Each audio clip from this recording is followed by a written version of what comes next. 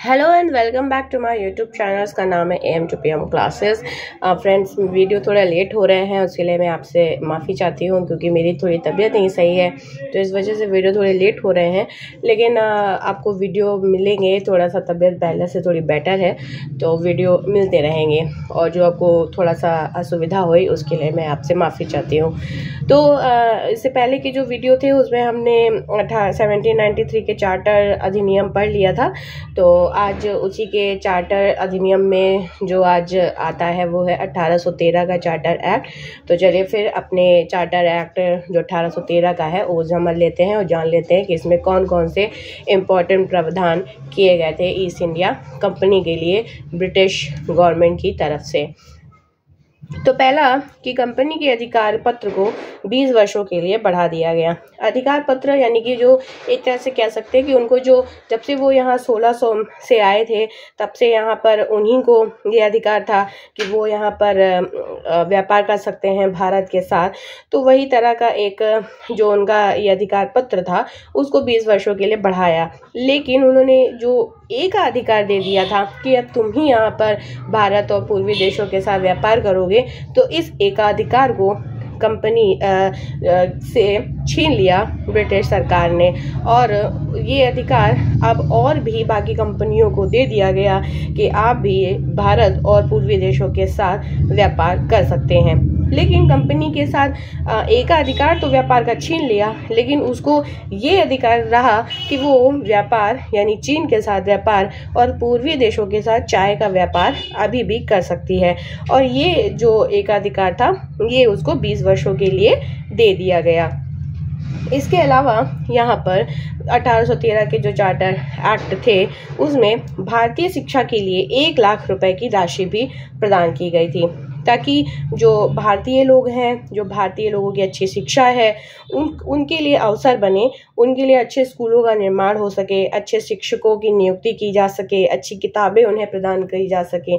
तो इसके लिए भारतीय शिक्षा के लिए 1 लाख रुपए की राशि का भी प्रावधान किया गया। इसके अलावा कंपनी पर नियंत्रण अभी भी कायम था, यानी कि जैसे कि हमने पिट्स इंडिया एक्ट के आर्टिकल में पढ़ा था कि ब्रिटिश सरकार ने ईस्ट इंडिया कंपनी के व्यावसायिक जो कार्य थे उनको कोर्ट ऑफ डायरेक्टर्स और राजनीतिक कार्यों को बोर्ड ऑफ कंट्रोल को सौंप दिया था। तो चार्टर एक्ट 1813 में भी इसी प्रक्रिया में कोई बदलाव नहीं किया गया। जैसे कार्य वो उस समय संभाल रहे थे वैसा ही कार्य इस एक्ट में भी वो संभाल रहा था।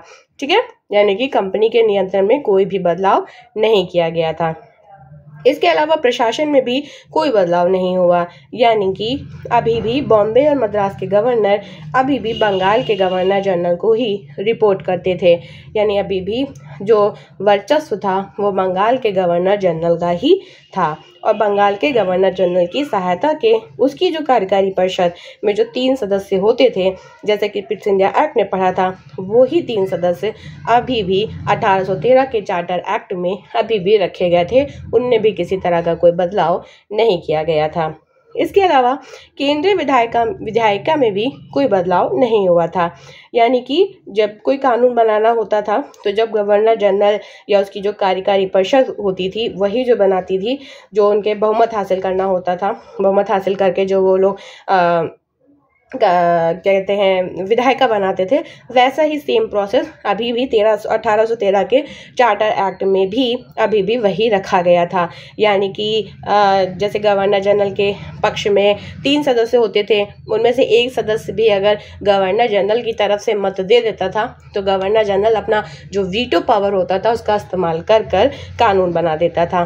तो यानी कि जो केंद्रीय विधायिका थी उसमें भी कोई भी प्रकार का बदलाव नहीं किया गया था। अभी भी गवर्नर जनरल को जो शक्तियां दी जा रही थी वो शक्तियां छीनी नहीं गई थी 1813 के चार्टर एक्ट में। इसके अलावा अदालतों की शक्तियों में भी इस एक्ट में बढ़ाया गया, यानी कि पहले जो भी मुकदमे होते थे वो भारतीयों पर ही चलाए जाते थे, लेकिन जब 1813 के चार्टर एक्ट आए तो यहाँ पर यूरोपीय ब्रिटिश पर भी मुकदमे अब चलाए जा सकते थे, ऐसा प्रावधान कर दिया गया था। इसके अलावा ईसाई मशीनरी अब भारत आकर अपने धर्म का प्रचार प्रसार कर सकते थे, क्योंकि वो काफ़ी समय से ऐसा चाहते थे कि वो अपने धर्म का प्रचार प्रसार करें। और जब 1813 का चार्टर एक्ट आया तो उसमें एक तरह का प्रावधान भी कर दिया गया कि ईसाई मिशनरी भारत आकर ईसाई धर्म का प्रचार प्रसार करे, ज़्यादा से ज़्यादा लोगों को कन्वर्ट कर सके, अगर उन्हें ईसाई बना सके, अपने धर्म का प्रचार करे। प्रचार करने का मतलब भी यही होता था कि प्रचार करे, उन्हें अपने धर्म के बारे में बताए और उन्हें अपने धर्म में आने के लिए प्रोत्साहित करे। ठीक है, यानी कि वो हिंदू छोड़कर ईसाई धर्म अपना लें। तो इसीलिए यहाँ पे होने लगा। ये भी एक प्रावधान 1813 में चार्टर एक्ट में कर दिया गया। इसके अलावा राजस्व में भी अब बदलाव कर दिया गया, यानी कि जो कमर्शियल ट्रेड और नमक कर पहले अलग अलग होते थे, वही ट्रेड टैक्स और जो नमक कर था वो 1813 में अब अलग अलग कर दिया गया था। तो ये हमारा 1813 का चार्टर एक्ट है। चलिए अब अगला 1833 का चार्टर एक्ट भी इसी वीडियो में हम पढ़ लेते हैं। तो अब हम लोग यहाँ पर जान लेते हैं 1833 चार्टर एक्ट के बारे में भी। तो इसके महत्वपूर्ण पॉइंट्स पर भी एक बार नज़र डाल लेते हैं। इसे सेंट हेलेना अधिनियम या फिर 1833 या भारत सरकार अधिनियम या 1833 चार्टर एक्ट के रूप में भी जाना जाता है। यहाँ पे एक सवाल आता है कि ये सेंट हेलेना क्या है। तो सेंट हेलेना जो है वो साउथ अमेरिका और अफ्रीका के बीच सेंट हेलेना एक छोटा सा द्वीप है, और यह इतना छोटा द्वीप है कि श्रीलंका भी इससे 512 गुना ज़्यादा बड़ा है। ठीक है, 512 गुना ज़्यादा बड़ा है। पहले जो यूरोप और एशिया के बीच पानी के जहाज़ों से सफ़र करते थे, वो इनके बीच ही सेंट हेलेना द्वीप पड़ता था। सेंट हेलेना द्वीप एशिया और यूरोप आने जाने वाले जहाज़ों के लिए एक ठहरने के स्थान के रूप में काम आता था। वहाँ पर जहाज़ थोड़ी देर रुककर जो जहाजी होते थे वो आराम करते थे और फिर अपनी यात्रा पर निकलते थे। इससे पहले इस द्वीप को पुर्तगालियों ने खोजा था, लेकिन बाद में 1659 में ईस्ट इंडिया कंपनी ने इस द्वीप को अपने अधिकार में ले लिया और यहाँ अपने किले और बाकी के निर्माण कार्य भी करने लगे थे। तो जब 1673 में ब्रिटिश किंग चार्ल्स द्वितीय ईस्ट इंडिया कंपनी को इस द्वीप को अपने अधिकार में रखने और इस पर कब्जा करने का पूर्ण अधिकार भी दे दिए गए। तो चार्टर एक्ट 1833 के द्वारा सेंट हेलेना द्वीप को ईस्ट इंडिया कंपनी से वापस ले लिया गया और इसके बाद से यहाँ ब्रिटिश ताज शासन चलेगा। इसीलिए इस एक्ट को सेंट हेलेना एक्ट कहा जाता है। ठीक है, तो अगर आपको ये आ जाए कि सेंट हेलेना है क्या, तो सेंट हेलेना 1833 चार्टर एक्ट का एक दूसरा नाम है। इसमें जो ईस्ट इंडिया कंपनी का नियंत्रण जो था सेंट हेलेना पर, उसको लेकर क्राउन को वापस दे दिया गया था। तो इसीलिए इसको सेंट हेलेना अधिनियम भी कहा जाता है। अगला है कि कंपनी के एकाधिकार अब पूर्ण रूप से समाप्त कर दिए गए। पहले तो उनका ये एकाधिकार था कि ठीक है, आप व्यापार कर सकते हैं, चीन के साथ व्यापार कर सकते हैं, चाय का व्यापार कर सकते हैं, लेकिन उनका एक ही एकाधिकार ले लिया था कि आप ही नहीं कर सकते हैं। और भी बाहर से कंपनियां आ रही थी, वो कर रहे थे, लेकिन अब यहाँ पर उन्होंने पूरे रूप से उनका व्यापार का ही अधिकार जो था उसे ही समाप्त कर दिया। यानी कि अब जो ईस्ट इंडिया कंपनी जो थी वो यहाँ पर अब से ब्रिटिश क्राउन की तरफ से यहाँ पर बस एक प्रशासन चला सकते थे, यहाँ पर किसी भी तरह का कोई व्यापार नहीं कर सकते थे।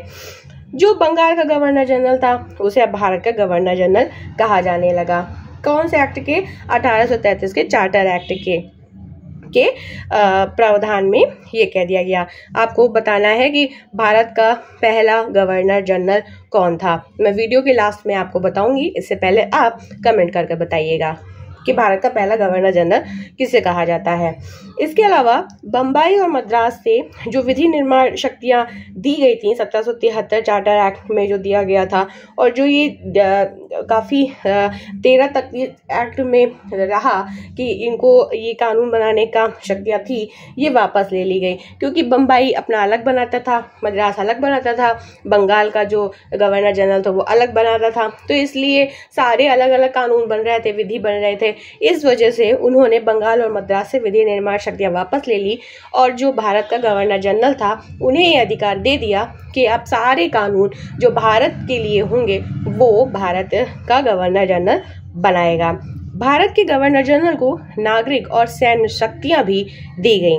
पहली बार भारत में अंग्रेजों के कब्जे वाले पूरे क्षेत्र पर अधिकार रखने के लिए भारत सरकार बनाई गई। ठीक है, भारत सरकार बनाई गई जो ब्रिटिश गवर्नमेंट के लिए काम करती थी, क्योंकि ये भारत में थी इसीलिए इसको भारत गवर्नमेंट कहा जाने लगा। इसीलिए इसके बाद के जो नियम आने लगे वो भारत सरकार अधिनियम के तहत आने लगे और इसीलिए चार्टर एक्ट को भारत सरकार अधिनियम भी कहा जाता है। तो यहाँ पर ये पॉइंट भी आपको समझ में आ गया होगा कि इसे भारत सरकार क्यों कहा जाता है।